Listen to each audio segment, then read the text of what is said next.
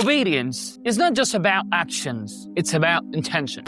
Some people appear to obey Allah subhanahu wa ta'ala, but secretly try to escape His command. Today's story warns us against that danger. The story of the people of the Sabbath. Allah subhanahu wa ta'ala commanded a town by the sea to honor the Sabbath, a day when they were forbidden to fish. But Allah subhanahu wa ta'ala tested them. On the Sabbath day, the fish appeared clearly near the shore. On other days, the fish disappeared totally.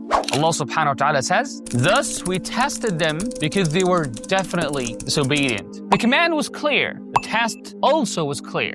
And instead of obeying Allah subhanahu wa ta'ala sincerely, some people tried to trick the command. They placed nets on Friday, let them in the water on Saturday, and collected the fish on Sunday. They claimed, "We didn't fish on the Sabbath, the day of Saturday." But Allah subhanahu wa ta'ala knows what hearts hide.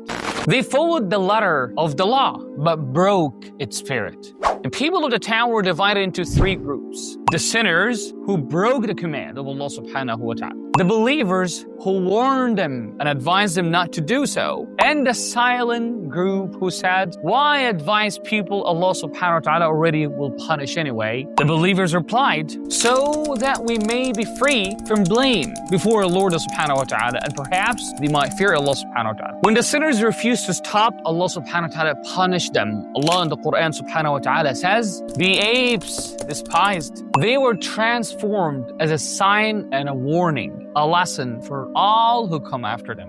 This story teaches us so many things. First of all, that Allah subhanahu wa ta'ala cannot be deceived. And also that obedience without sincerity, it's meaningless. Playing tricks with religion leads to destruction. Advising others is a duty, even if they refuse.